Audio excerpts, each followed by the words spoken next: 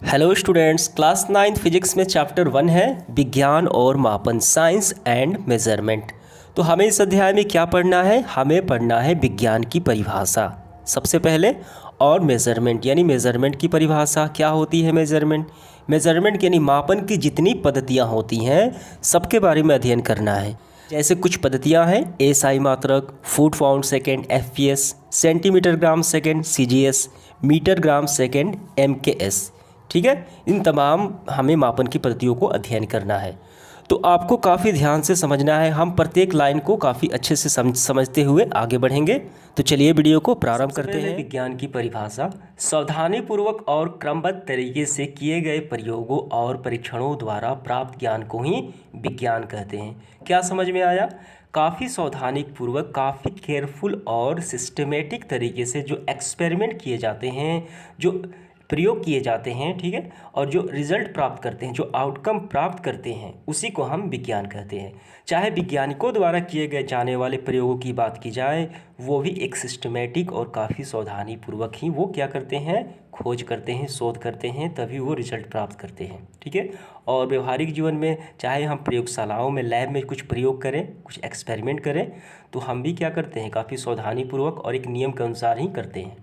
वो क्या है? वो सभी विज्ञान ही हैं।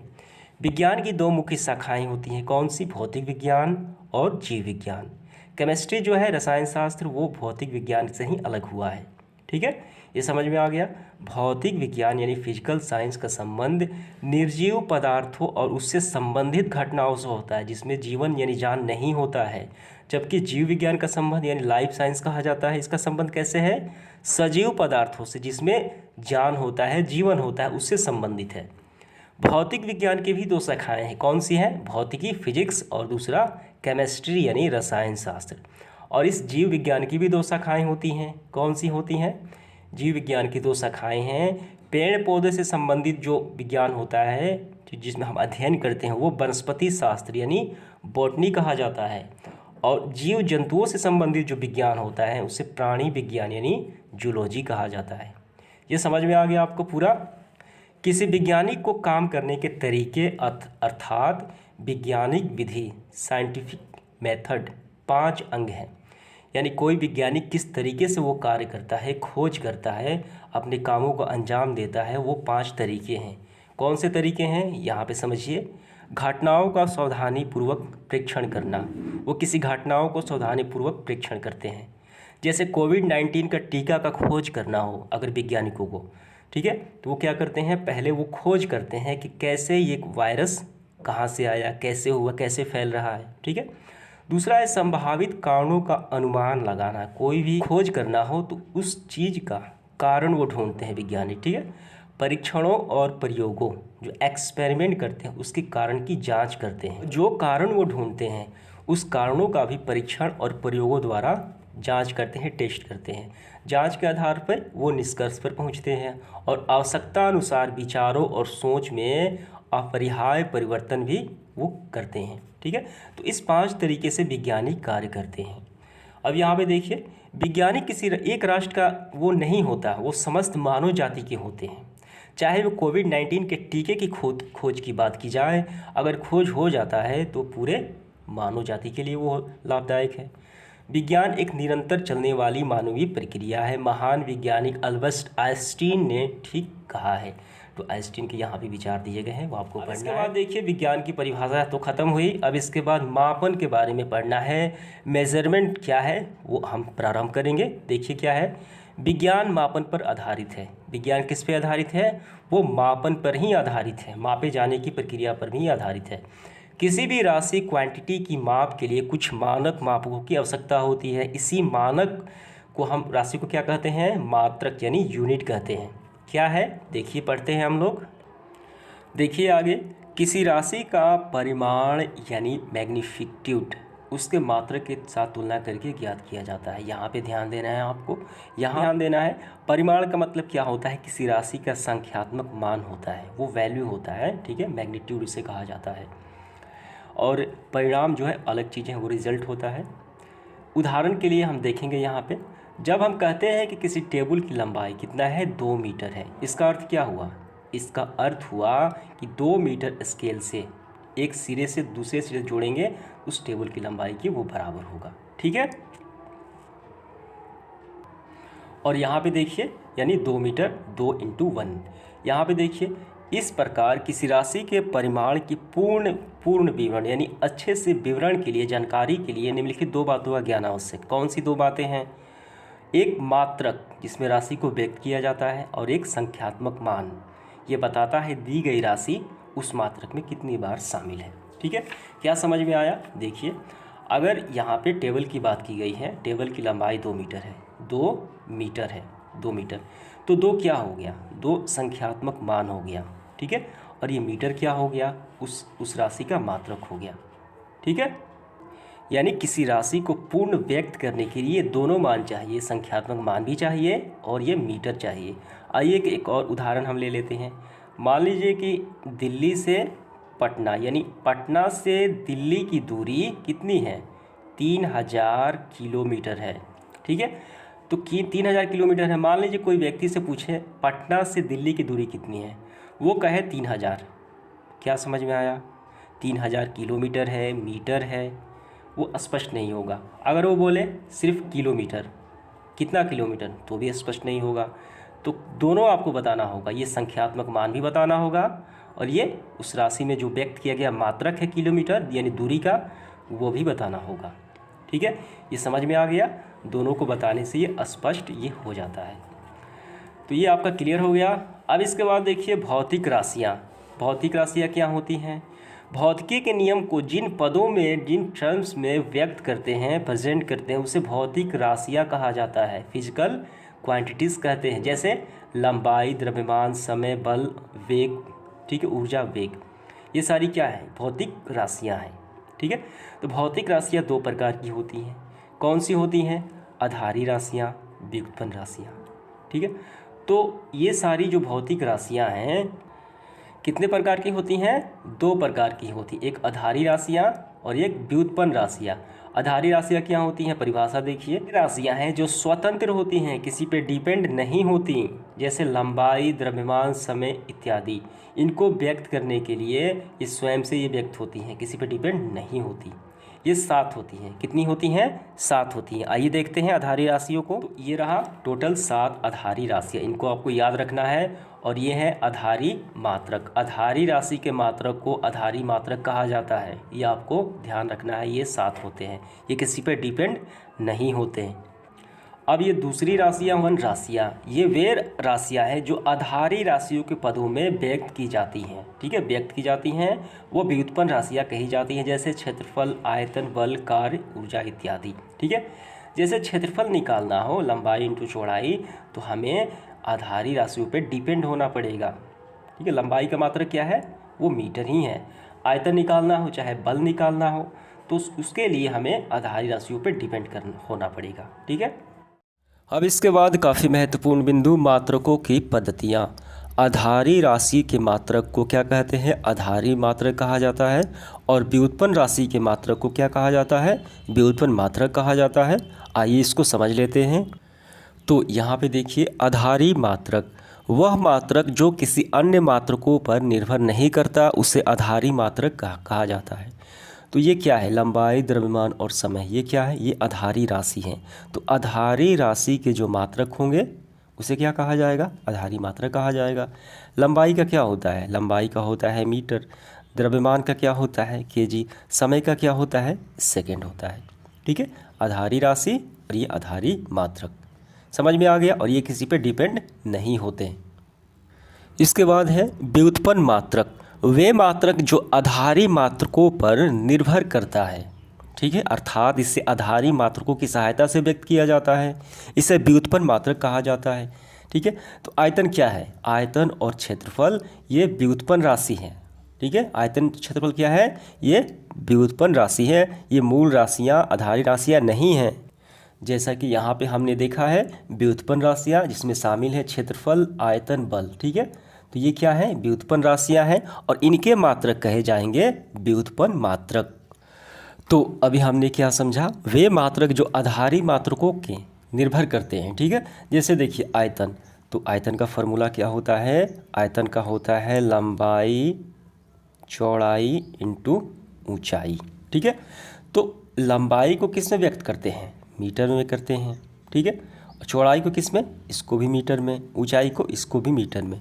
तो क्या हो गया? ये मीटर घन हो गया। ठीक है, तो ये देखिए, ये व्युत्पन्न राशियाँ हैं, ये किस पे डिपेंड हो गई? ये आधारी राशियों पे डिपेंड हो गई। ठीक है, लंबाई क्या है? लंबाई तो आधारी राशि है।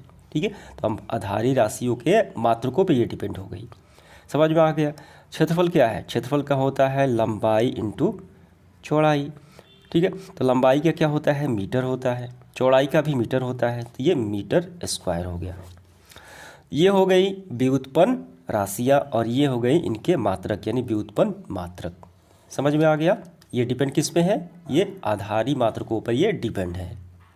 ठीक है, और इन दोनों के समूह को, आधारी और व्युत्पन्न दोनों के समूह को हम संयुक्त रूप से कहते हैं मात्रकों की पद्धतियाँ। ठीक है, सिस्टम ऑफ यूनिट्स। पूरे विश्व में आधारी मात्रकों को कई पद्धतियाँ प्रचलित थी, बीते समय की बात है। उनमें से प्रमुख निम्नलिखित है। अब तो एसआई मात्रक हो गया है। ठीक है, लेकिन उससे पहले कौन कौन से प्रचलित थी वो हम देखते हैं यहाँ पे। पहला देखिए क्या है? FPS यानी फुट पाउंड सेकेंड पद्धति। तो इसमें देखिए FPS में क्या होता है? लंबाई में इसमें फुट से मापा जाता था, द्रव्यमान को पाउंड में और समय को सेकंड में। ठीक है, और इसे ब्रिटिश सिस्टम भी कहा जाता है। ठीक है, ब्रिटिश पद्धति। दूसरा है सेंटीमीटर ग्राम सेकंड। ठीक है, इसमें लंबाई को सेंटीमीटर में, द्रव्यमान को ग्राम में और समय को सेकंड में। अब इसके बाद देखिए तीसरा है मीटर किलोग्राम सेकंड यानी MKS। इसमें क्या है? इसमें लंबाई का मात्रक क्या है? मीटर है, द्रव्यमान का क्या है? किलोग्राम है और समय का सेकंड होता है। ठीक है, ये पुरानी पद्धतियाँ हैं, यहाँ पे बताया गया है तीन। इसके बाद मात्रकों की अंतर्राष्ट्रीय पद्धति। ये पूरे विश्व में यूनिवर्सल तरीके से ये सभी जगह मान्य है। कौन सा है? ये एसआई मात्रक है। अब इसके बाद हमारा अगला बिंदु है मात्रकों की अंतर्राष्ट्रीय पद्धति। अक्टूबर 1960 में पेरिस के निकट सविर नामक स्थान पर संपन्न 11वीं तौल एवं माप महासम्मेलन में लंबी परिचर्चा के बाद मात्रकों की एक नई अंतर्राष्ट्रीय पद्धति, ठीक है, इंटरनेशनल सिस्टम ऑफ यूनिट्स का आविर्भाव हुआ। इसमें 6 आधारी मात्रकों को परिभाषित किया गया। 1917 में संपन्न 14वीं तौल एवं माप महासम्मेलन, ठीक है, कौन? 14वीं। तो इसमें क्या हुआ? इसमें देखिए, इसमें 7वां आधारी मात्रक मोल जोड़ा गया। मोल को कब जोड़ा गया? ये सवाल पूछा जाएगा। 14वीं माप महासम्मेलन में जोड़ा गया। नई पद्धति को फ्रांसीसी नामक के system of international D units के कारण संक्षेप में इसे एसआई मात्रक के नाम से जाना जाता है, जो 7 होते हैं। इन पद्धति में ज्यामिति के 2 राशियाँ समतल कोण और घन कोण को भी भौतिक राशि नहीं है कि मात्रकों को संपूरक मात्रकों के रूप में परिभाषित किया गया। ठीक है, कौन सी? ये 2 है, ये संपूरक है। तो यहाँ पे आप देख सकते हैं ये तालिका है 1.1, इसमें 7 ये क्या है? ये सारे आधारी राशि हैं और ये एसआई मात्रक हैं इनके, तो यही प्रचलित है। और उसके बाद 1.2 संपूरक राशियों और उसके एसआई मात्रक। ये राशियाँ हैं, कुछ अलग हैं। समतल कोण, घन कोण, इनका होता है रेडियन एसआई मात्रक और इसका स्टेडियम। ठीक है, ये संकेत हैं इसके। अब इसके बाद देखिए एसआई मात्रक में मात्रकों को लिखने के कौन कौन से सावधानियां बरतनी चाहिए, यहाँ पे हमें ध्यान देना है। हिंदी में मात्रकों के संकेताक्षर जो होते हैं अंग्रेजी में अक्षर होंगे। ठीक है, अंग्रेजी के अक्षर ही होंगे, जैसा कि तालिका 1.1 एवं 1.2 में दिया गया है। अतः किलोग्राम के लिए किग्रा या मीटर के लिए मी इत्यादि नहीं लिखना चाहिए, यानी हिंदी में हमें नहीं लिखना चाहिए। ठीक है, इंग्लिश में लिखना चाहिए। दूसरा है मात्रकों के अंग्रेजी नाम कैपिटल लेटर से प्रारंभ नहीं करना चाहिए। अतः 1 एम्पियर धारा लिखना हो, ठीक है, सही होगा, ना कि 1 एम्पियर। ये गलत हो गया, हमें कैपिटल नहीं लिखना है, स्मॉल ही लिखना है। तीसरा, मात्रकों में बहुवचन यानी एस नहीं लगाना चाहिए। 5 ग्राम लिखना चाहिए, ना कि 5 ग्राम, ये भी गलत हो गया। चौथा, मात्रक ग्राम के लिए संकेतांक जी लिखना चाहिए, स्मॉल जी लिखना चाहिए, ना कि GM। ठीक है, तो एसआई मात्रक में GM का अर्थ क्या होगा? ग्राम मीटर हो जाएगा, ये गलत हो जाएगा। किलो के संकेतांक हमें स्मॉल लेटर के है, ठीक है, और केल्विन के लिए कैपिटल। तो स्मॉल और कैपिटल ध्यान देना है। स्मॉल लिखते हैं तो ये किलो हो गया, और बड़ा लिखें तो क्या होगा, ये कैपिटल लिखें तो ये केल्विन हो गया। अतः 3 किलोग्राम के लिए हमें 3 केजी लिखना चाहिए, ये दोनों स्मॉल ही लिखना चाहिए। 3 केजी हम लिखते हैं, इसका मतलब केल्विन ग्राम हो जाएगा, ये गलत हो जाएगा। ये ध्यान देने योग्य बातें हैं। 6 नंबर, ताप या तापमान का मात्रक केल्विन के पहले ये क्या है, डिग्री, अर्थात डिग्री का उपयोग नहीं किया जाना चाहिए। 273 डिग्री के लिखना गलत है, इसलिए 273 के लिखना सही है। तो ये 6 बातें हैं जो आपको ध्यान देनी है। इसके बाद देखिए मानक एसआई उपसर्ग, ठीक है, जो आगे लगता है एसआई मात्रकों के। प्रायः मापक यानी मेजरमेंट को आधारी या व्युत्पन्न एसआई मात्रक के पदों में व्यक्त करना बहुत सुविधाजनक नहीं होता। उदाहरण के लिए समझिए, यहाँ से पटना से दिल्ली की दूरी को मीटर में व्यक्त करना बहुत असुविधाजनक होगा, ठीक है, मीटर में काफ़ी ज़्यादा हम उसको लिखना पड़ेगा। तो इस दूरी के लिए मीटर बहुत छोटा मात्रक है, ठीक है। तो इसे हम कैसे व्यक्त करते हैं, हम व्यक्त करते हैं किलोमीटर में। ये के क्या है, तो के हो गया उपसर्ग, मीटर क्या है, ये एसआई मात्रक है लंबाई का यानी दूरी का, ठीक है। और इसी तरीके से एम, ठीक है, मीटर, और ये मिली, तो एम क्या है, ये मिलीमीटर, तो ये मिली जो है ये क्या है, ये उपसर्ग हो जाता है, ठीक है। तो यहाँ पे देखिए ये सारे उपसर्ग दिए गए हैं। एम ये मिलीमीटर में है, और ये के, ठीक है, ये किलो हो गया, और मीटर लग गया यानी किलोमीटर हो गया, ठीक है। तो ये एसआई मात्रक के आगे लगने वाले कुछ विशेष होते हैं, उसे उपसर्ग कहा जाता है। और उसी तरीके से देखिए दूरी के लिए मीटर बहुत छोटा मात्रक है, और इसी प्रकार एक कागज़ की मोटाई को मीटर में व्यक्त करना चाहे तो बहुत असुविधा होगी। कागज़ की मोटाई को व्यक्त करने के लिए हमें मीटर बहुत बड़ा मात्रक है, ठीक है। इसी कारण से अंतर्राष्ट्रीय सहमति से एसआई उपसर्ग परिभाषित किए गए हैं, यहाँ पे दिया गया है, ठीक है। तो हम कागज़ की मोटाई को मिलीमीटर में देख सकते हैं, या इसे माइक्रोमीटर, इससे भी छोटे हम देख सकते हैं, ठीक है। तो यहाँ पे बताया गया है, देखिए 1 मिलीमीटर कितना होता है, 10⁻³ ठीक है। और मीटर में हम लिखें 10⁻³ मीटर। 1 किलोमीटर में, 1 किलोमीटर कितना, 1000 मीटर, 10⁻³ यानी 1000, ठीक है। और इसी तरीके से हम लिख सकते हैं 10⁻³ एम का 10⁻³ का मतलब क्या होता है, तो 10⁻³ इसको हम ऐसे लिख सकते हैं, देखिए यहाँ पे 10⁻³ यानी 1000, ठीक है। तो ये ऊपर चला जाएगा तो हम इसको -3 के रूप में भी लिख सकते हैं, 10 3 बार, ठीक है, यानी 1 में 1000 से भाग लगाया जाएगा। इसी तरीके से देखिए विभिन्न पद्धतियों में मात्रक और उनके संबंध। तो यहाँ पे देखिए क्षेत्रफल क्या होता है, लंबाई इंटू चौड़ाई। क्षेत्रफल का मात्रक क्या हो गया, तो लंबाई का मात्रक इंटू चौड़ाई का मात्रक, ठीक है। इन दोनों का मात्रक लिया जाएगा तो क्या होता है, लंबाई का मीटर और चौड़ाई का भी मीटर, तो मीटर स्क्वायर। तो क्षेत्रफल को हम मीटर स्क्वायर में क्या करते हैं, लिखते हैं। और इसी तरीके से देखिए अन्य मात्रक में भी हम लिखते हैं सेंटीमीटर स्क्वायर में भी, ठीक है। तो सेंटीमीटर स्क्वायर का मतलब 1 सेंटीमीटर में 10 मिलीमीटर, यानी स्क्वायर है तो 2 बार हो गया। और 1 मीटर स्क्वायर, 1 मीटर में 100 सेंटीमीटर यानी 2 बार हो गया, ठीक है। और इसी तरीके से आयतन का क्या होता है, लंबाई चौड़ाई और ऊंचाई, तो इसका भी होता है मीटर, मीटर और मीटर यानी मीटर घन होता है, ठीक है। अब इस मीटर घन को हम और छोटे रूप में भी लिख सकते हैं, ठीक है।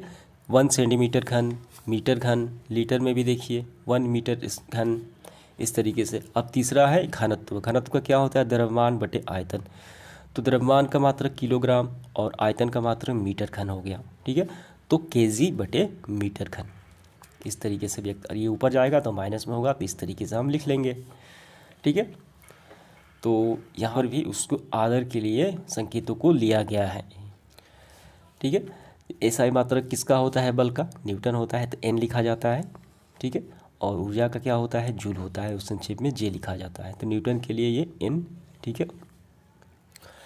और इसी तरीके से दाब का बल बटे क्षेत्रफल। बल का क्या होता है, न्यूटन होता है, क्षेत्रफल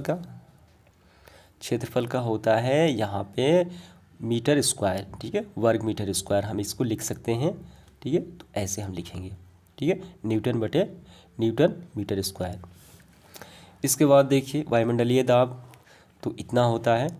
ताप और ऊष्मा के मात्रक, तो अब यहाँ से हम लोग समझेंगे। 0 डिग्री सेल्सियस जो है वो 273 के बराबर होता है, ठीक है। और 100 डिग्री सेल्सियस जो है वो 373 के बराबर होता है, ठीक है। और यहाँ पे ऊर्जा का SI मात्रक क्या होता है, जूल होता है। और यहाँ पे ध्यान देना है आपको, ऊर्जा के विभिन्न मात्रकों के संबंध इस प्रकार है। 1 किलो कैलोरी जो है वो 1000 कैलोरी के बराबर होता है, यानी एक किलो कैलोरी 4.2 जूल के बराबर होता है।